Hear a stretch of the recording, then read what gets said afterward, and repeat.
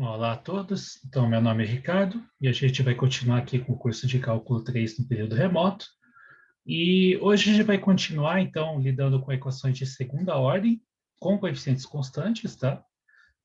A gente já viu um caso onde a gente estava supondo que a equação característica tinha duas raízes reais distintas, e hoje a gente vai supor que a gente tem uma raiz real só que com multiplicidade 2, né? Então vamos ver como lidar com esse caso aí. Então, a EDO lembrando que é dessa forma aqui, né?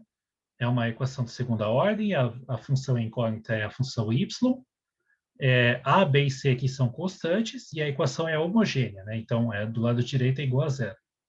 Então, ela tem associada uma equação característica, que é uma equação de segundo grau, e aqui hoje a gente vai supor que essa equação de segundo grau tem só uma raiz, que a gente vai chamar de Rzinho, e como é uma raiz só, uma equação de segundo grau, ela tem multiplicidade 2, tá?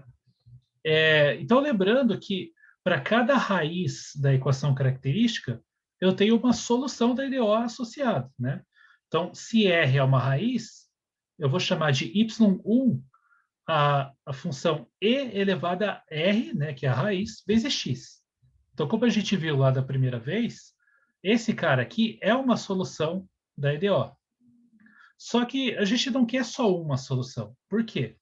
Então, da vez passada a gente viu o teorema de Abel, né, quando a gente falou de Wronskiano. Então, a gente comentou o enunciado do teorema de Abel, que no caso de equações ordinárias, lineares, né, e homogêneas, então, digamos de ordem n, né, o conjunto de soluções dessa equação, a gente viu que é um espaço vetorial, e que não só isso, que se a equação tem ordem n, então esse espaço vetorial tem dimensão n, tá? Então, no caso aqui particular, que como a gente está lidando com equações de segunda ordem, então o conjunto de soluções dessa equação aqui tem que ser um espaço vetorial de dimensão 2. Aqui eu tenho uma solução. Então, se eu quiser descrever o conjunto de todas as soluções possíveis dessa equação aqui, eu preciso encontrar uma segunda solução e que seja de preferência linearmente independente com a primeira.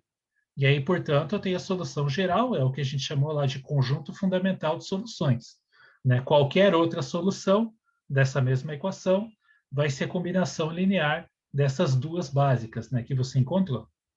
Então, como que a gente faz para encontrar uma segunda solução?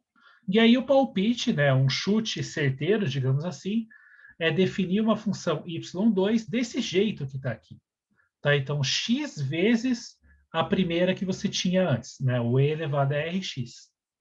Por que x vezes? Bom, a ideia é que se você multiplicar a primeira solução por escalares, né, funções constantes, você continua produzindo soluções. O problema é por causa da linearidade da equação, né?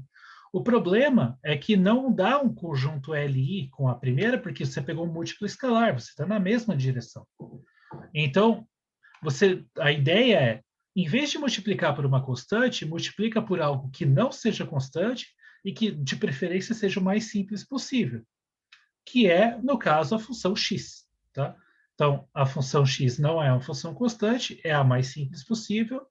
O problema é, bom, tudo bem, eu posso definir esse palpite aqui para y2, mas será que é uma solução? Será que isso aqui realmente resolve a equação? Então, é isso que a gente vai testar agora. Tá? Então, eu vou pegar essa função y2 e vou substituir ela na equação e a gente vai verificar se dá zero ou não. Tá? Então, para substituir na equação, eu preciso da primeira e da segunda derivada dessa função. Então, vamos calcular as derivadas primeiras, né? Então, y2 linha, a derivada primeira dessa função. Isso aqui é um produto, uso a regra do produto, né? A regra de Leibniz. Derivada do primeiro é 1 vezes o segundo, mais o primeiro, vezes a derivada do segundo, que aqui é uma regra da cadeia. Derivada da exponencial é ela mesma, vezes a derivada da função que está dentro, que é Rx, a derivada é R. Tá? Então, isso é a derivada primeira, né? Se você quiser, você pode colocar e elevado a Rx em evidência, o que ele vai multiplicar aqui é 1, né? Então, aqui tem um só, e aqui eu tenho x vezes R, né? Então, 1 mais Rx. Então, isso é uma maneira de escrever a primeira derivada dessa função. Só que eu preciso também da segunda derivada, né? Então, eu vou calcular y2 duas linhas e vamos ver o que acontece. Então, de novo, eu vou usar a regra do produto, me baseando nessa expressão aqui. Derivada do primeiro, a gente acabou de calcular, é r vezes e elevado a rx, vezes o segundo, 1 mais rx, mais o primeiro, vezes a derivada do segundo. A derivada desse segundo cara aqui, a derivada de 1 é 0, a derivada de rx é r. Então, eu tenho, de novo, eu tenho exponencial nos dois termos. Vou colocar em evidência. E o que vai continuar multiplicando aqui? E o resto aqui eu vou distribuir, tá? Então, aqui eu tenho r vezes 1, r vezes rx, então r quadrado x, e aqui eu vou ter um r, né? De colocar em evidência. Então, esses dois r's aqui eu posso agrupar, fica e elevado a rx vezes, né, r quadrado mais 2r. Então, essa daqui é a derivada segunda dessa função. Então, vamos lá, vamos substituir esses caras aí na equação e vamos ver o que acontece. Tá, então, substituindo na equação e vamos torcer para dar zero. Então, jogando lá, qual que era a equação, né? Então, a equação é A vezes y2, duas linhas, mais B vezes y2, linha, mais C vezes y2, e eu quero ver se isso dá zero ou não. Então, é A vezes a derivada segunda, que é o que a gente acabou de calcular aqui, e elevado a rx vezes r quadrado x mais 2r, mais b vezes o y2 linha, primeira derivada, e elevado a rx vezes 1 mais rx. E o último termo é c vezes o y2. O y2 é simplesmente x vezes e elevado a rx. Tá, então, essa é a expressão que aparece, a gente vai dar uma ajeitada nela. Então, perceba que a exponencial aparece nos três termos, né? Então, vamos colocar em evidência. Isso aqui é igual a e elevado a rx, e o resto eu vou distribuir. Tá? Então, vai ficar vezes o quê? A vezes o primeiro vai ser a r quadrado vezes x, a vezes o segundo vai ser 2ar, b vezes 1, então aparece só o b, b vezes rx vai aparecer brx, e o último termo aqui, colocando a exponencial em evidência, é simplesmente cx. Então, dá para ajeitar mais ainda. Tá? Então, a gente percebe agora que eu tenho x aqui e x aqui. Então, colocando esse x dentro ali, né, eles em evidência, o que vai aparecer aqui, né? Então, vai aparecer e elevado a rx vezes o quê? X colocando em evidência, ele vai multiplicar quem? Ele vai multiplicar AR ao quadrado, mais aqui B vezes R, mais C, né? E aí tem uma parcela que ficou sozinha aqui, que é B mais 2AR. Tá? Então, esse aqui é um cara que não depende do X, que ficou sozinho. E aí fecha o colchetes aqui, que está tudo em evidência. Então, o que eu posso dizer sobre esses dois caras, né? Bom, o primeiro deles é fácil. O R, a gente está supondo que ele é uma solução da equação característica, ele é uma raiz da equação característica. Então, isso tudo aqui é igual a zero, né? Porque essa é justamente a expressão que aparece na equação característica. E esse cara aqui, eu afirmo para vocês, esse termo B mais 2AR também é zero. E por que isso? O motivo é simples. Como a gente está supondo que a gente está no caso de uma raiz real com multiplicidade 2, né? Então, se lambda igual a R é a única raiz, é a única raiz de uma equação de grau 2. Então, isso significa que o discriminante, né, o delta, ele é zero. Então, lá quando você escreve pela fórmula de Bhaskara como são as raízes, o que sobra é só o termo menos B sobre 2A, porque o termo com o delta desaparece, que o delta é zero. Então, R é, na verdade, dado por essa expressão aqui, menos B sobre 2A, que é a mesma coisa que 2AR igual a menos B, que é a mesma coisa, somando B, né? B mais 2AR igual a zero. Então, quer dizer, B mais 2AR também é zero. E essa é justamente a expressão que aparece aqui em cima. Tá? Então, B mais 2AR também vale zero. Então, esse cara aqui vale zero, porque o R é a única raiz desse cara, da equação característica. Então, eu tenho zero aqui, tenho zero aqui, e, portanto, essa coisa inteira é igual a zero, que é o que a gente queria, né? A gente queria justamente ver que o y2 também é solução dessa equação. Então, quando eu colocar o y2 aqui na equação, isso é igual a zero. Ela resolve a equação de fato. Tá? Então, a gente viu que o y2, portanto, é realmente uma solução. Não é só um chute, é um chute certeiro mesmo. Então, y2 é uma solução. A única coisa que resta ver se a gente resolveu, entre aspas, nosso problema por completo, é descobrir agora se esse conjunto com essas duas soluções, y1 e y2, é linearmente independente. E para fazer isso, a gente vai recuperar o que a gente fez da vez passada, que é estudar o Wronskiano dessas duas funções.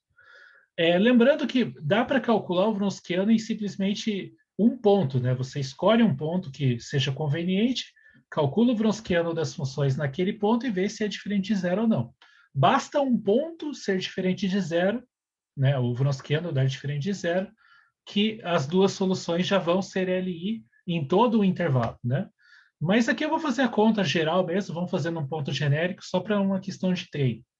Tá? Então, só lembrando aqui, y1 é dado por e elevado a rx e y2 é dado por x vezes e elevado a rx. Tá? Então, o Wronskiano envolve a derivada primeira, porque aqui como são duas funções, uma das linhas é a própria função do x escolhido, e a segunda linha é a derivada primeira dessas funções no x escolhido. Tá? Então, y1 linha, a gente já calculou, r vezes e elevado a rx, e o y2 linha, a gente já calculou também, e elevado a rx vezes 1 mais rx. A gente já calculou esses dois. Então, quem é o Wronskiano de y1 e y2 num ponto x genérico? Então, por definição, a gente viu que isso aqui é um determinante. De qual matriz? Da matriz que tem y1 de x e y2 de x na primeira linha, e y1 linha, y2 linha na segunda linha. Então, é esse determinante que eu preciso calcular. Então, é o determinante de qual matriz, né? Como é que fica nesse caso aqui? Eu vou escrever os de baixo primeiro, porque eles são maiores. Então, aqui eu tenho r elevado a rx, e aqui eu tenho e elevado a rx vezes 1 mais rx. A segunda linha é essa. A primeira linha é simplesmente e elevado a rx, e aqui x vezes e elevado a rx. Então, é o determinante dessa matriz aqui que eu preciso calcular. Então, eu vou fazer o produto desses dois aqui, menos o produto desses dois aqui. Então, 2 por 2 é só fazer isso. Então, isso aqui dá igual ao quê? Vamos lá. Então, e elevado a rx vezes o próprio e elevado a rx. Então, eu tenho e elevado a 2rx e ainda multiplica ali 1 mais rx.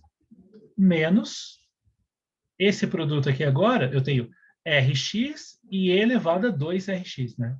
Então, e elevado a 2rx, rx também. Se você quiser fazer a distributiva aqui, vai aparecer e elevado a 2rx.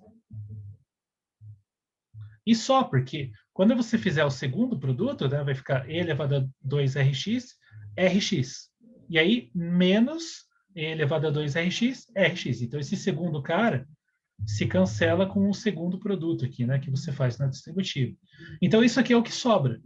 Então, o Wronskiano dessas duas soluções num ponto x genérico, é dado por essa exponencial e elevado a 2rx. Como é uma exponencial, isso aqui nunca se anula, independente do x que você pegar. Então, isso concluiu que o Wronskiano é diferente de zero, e, portanto, essas duas funções aí são linearmente independentes. Tá? Então, portanto, isso conclui o que a gente queria. y1, y2 é linearmente independente e, portanto, é aquilo que a gente chama de um conjunto fundamental de soluções daquela EDO, no caso de uma raiz múltipla, né? Conjunto fundamental de soluções. Então, essas duas funções, elas formam uma base para o conjunto de soluções daquela EDO lá. Qualquer outra solução tem que ser dada por uma combinação linear dessas duas. Tá? Então, agora a gente vai fazer um exemplo numérico e vamos ver como é que usa essa teoria que a gente acabou de desenvolver. Né? Então, vamos considerar esse PVI. O que é um PVI? É um problema de valor inicial. Né? Então, eu estou te dando uma equação diferencial, mas não quero resolver só ela. Eu quero encontrar uma solução dessa equação diferencial que, ao mesmo tempo, satisfaz essas duas condições aqui. Eu preestabeleço o valor da função solução em algum ponto. No caso aqui, o valor da função no ponto zero e o valor da derivada primeira no ponto zero. São duas condições. Tá? Então, como que eu faço para resolver esse problema? Então, a estratégia é a seguinte. Primeiro, você ignora a condição inicial e acha a solução geral dessa EDO aqui. Uma vez que você tem a solução geral, você vai ter uma liberdade ali nos coeficientes, né? Porque a solução geral vai ser combinações lineares de duas soluções básicas. Combinação linear envolve coeficientes. Esses dois coeficientes, que tem dimensão 2, né? Uma equação de ordem 2, você tem esses dois coeficientes ali livres. Então, quando você impõe essas duas condições aqui, isso vai te gerar duas equações que vão te auxiliar a encontrar essas duas constantes. Tá? Então, vamos fazer isso. Primeiro, quem é a solução geral? Né? Então, qual é a solução geral dessa equação?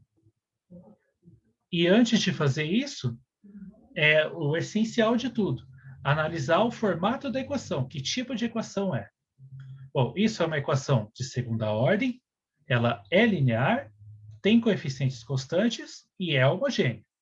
Então, eu posso analisar as soluções desse cara usando a equação característica. Quem é a equação característica nesse caso?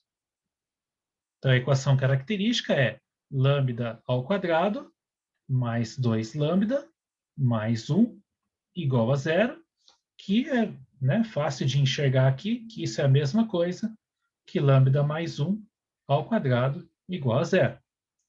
Né? Porque, né, desenvolve esse produto aqui, quadrado do primeiro mais duas vezes o primeiro pelo segundo mais o quadrado do segundo, dá exatamente isso. Então, lambda mais 1 ao quadrado igual a zero, então isso significa que a única raiz dessa equação é r igual a menos 1. Né? Então, é uma raiz única de multiplicidade 2. Certo? Então, a gente está exatamente no caso dessa aula de hoje. E, portanto, se eu tenho uma raiz única de multiplicidade 2, eu tenho duas soluções associadas a elas. A primeira solução, né? Então, temos soluções, usando essa teoria que a gente acabou de discutir nessa aula de hoje. Uma das soluções é y1 de x igual a e elevado a raiz vezes a variável. Então, e elevado a menos x, que o r é menos 1. E a segunda solução é x vezes a primeira, né? Então, é x vezes e elevado a menos x. Então, esses dois caras aqui formam um conjunto fundamental de soluções.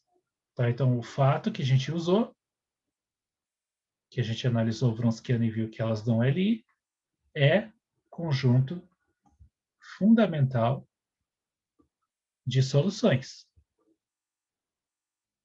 Se é um conjunto fundamental de soluções, então isso implica para nós que a solução geral, então, portanto, a solução geral da equação, sem me preocupar com condições iniciais, é y de x igual a C1 vezes y1 mais C2 vezes y2 de x, né? Então, vou escrever de volta aqui, que está acabando o espaço. Então, a solução geral é y de x igual a C1 vezes y1 de x mais C2 y2 de x. C1 e C2 são constantes. Elas estão livres, tá? E aí, portanto, no nosso caso, né? Então, ou seja, é C1 vezes e elevado a menos x mais C2 x vezes e elevado a menos x. Tá? Então, essas são as duas soluções que a gente obteve como um conjunto fundamental de soluções. Agora que eu quero resolver o PVI, agora eu vou colocar a condição inicial na jogada. Então, por exemplo, uma das condições que eu estou pedindo é que a solução no zero tem que valer menos 1. Então, no x igual a zero, o que eu obtenho aqui? Né? Então, y de zero é igual a C1 e elevado a zero mais C2 zero e elevado a zero. Ou menos zero, tanto faz. Então, esse segundo termo aqui se anula. E elevado a zero vale 1. Então, isso aqui dá o próprio C1. Por outro lado, eu quero que o y de zero, né, foi dado no problema, e y de zero tem que valer menos 1. Então, isso significa que y de zero tem que ser igual a menos 1, e, portanto, a gente sabe quem é a constante C1. Ela já está descoberta aqui. Então, isso, para descobrir uma das constantes, a gente usou uma das condições iniciais. Agora eu uso a segunda condição inicial para achar quem é a constante C2. Só que a segunda condição inicial envolve a derivada primeira no zero. Então, primeiro eu vou derivar esse cara aqui e depois eu vou colocar x igual a zero. Então, y' vai ser o quê? Derivada de e elevado a menos x, então vai ser menos C1 e elevado a menos x. E a derivada desse cara aqui, regra do produto, né? Então, C2, derivada do primeiro é 1 vezes o segundo, mais o primeiro vezes a derivada do segundo, que é menos e elevado a menos x. Então, vou colocar aqui direto, já vou colocar um menos aqui. Então, menos e elevado a menos x. Agora eu calculo em zero, né? Então, isso diz para nós que y' de zero. Quando eu colocar x igual a zero, esse termo aqui vai embora. E elevado a zero é 1. Então, sobra menos C1 mais C2. E, por outro lado, a equação está me pedindo que o y' de zero tem que ser igual a 2. Então, isso aqui que eu acabei de calcular tem que ser igual a 2. Só que o C1 eu já calculei, né? Então, o C1 vale menos 1. Então, isso aqui diz que, como é menos C1 aqui, 1 mais C2 vale 2. E, portanto, o C2 vale 1. Então, a gente descobriu o valor da segunda constante. E, portanto, a gente tem a solução do PVI. Então, a solução que satisfaz as duas condições iniciais é y de x igual a C1, que é menos 1, então é menos e elevado a menos x, e C2 é 1, então é mais x vezes e elevado a menos x. Se você quiser escrever de uma outra forma, e elevado a menos x vezes x menos 1. Se você quiser colocar em evidência. Então, essa daqui é a solução do PVI. Não só é uma solução da equação dada, do exemplo, mas satisfaz as condições iniciais do problema, né? Então, por exemplo, aqui, né, só para deixar claro, se você colocar y de zero, quando x é igual a zero, então aqui sobe, fica menos 1, e elevado a zero é 1, então fica 1 vezes menos 1, que é menos 1, que é o que você está pedindo aqui na condição do y de zero. Né? E daí, se você quiser verificar o y' de zero, você vai ver que vai bater certinho, vai dar 2 também. Bom, então é isso. Né? Aqui eu desenhei um gráfico só para fechar. alguns gráficos, né, na verdade. Então, por exemplo, o gráfico em verde é o gráfico da função y1, que é uma das soluções, né, do problema, e elevado a menos x. O gráfico em vermelho é o gráfico da solução y2, que é x vezes a primeira, né? Então, tem um aspecto um pouco diferente aqui. Uma é decrescente e a outra cresce em uma parte, né? Essa x vezes e elevado a menos x, ela é crescente quando você está em x negativo. Já a verde, não. A verde é decrescente o tempo todo. Então, tem uma diferença aí. E a azul é só uma outra solução que eu coloquei aqui, uma outra combinação linear. Então, eu coloquei, por exemplo, uma vez a primeira e 10 vezes a segunda. Só como um terceiro exemplo aqui para desenhar mais um gráfico. Então, essa em azul é essa solução y que está aqui.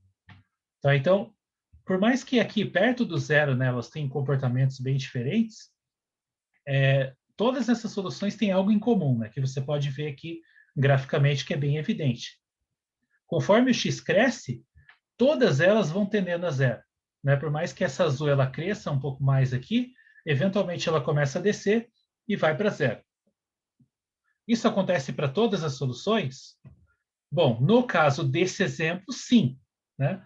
Porque, como a gente acabou de ver, a solução geral dessa equação é essa daqui.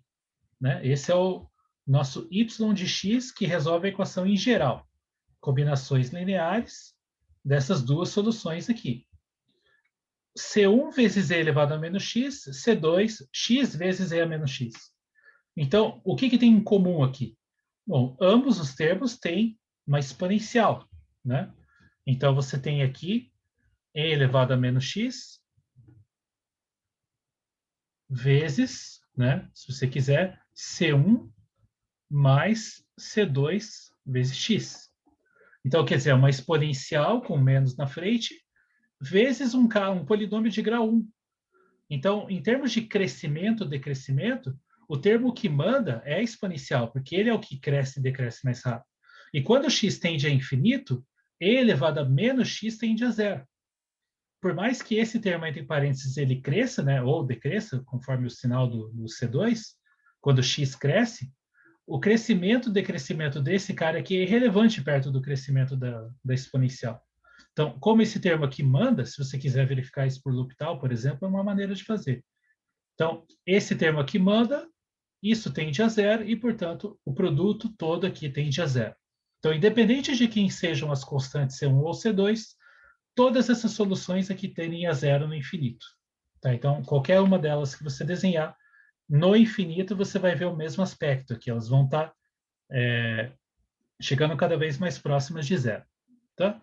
Bom, então é isso por hoje. A gente volta na próxima com mais equações de segunda ordem, no caso que falta. Espero que vocês tenham entendido e a gente se vê na próxima. E tchau.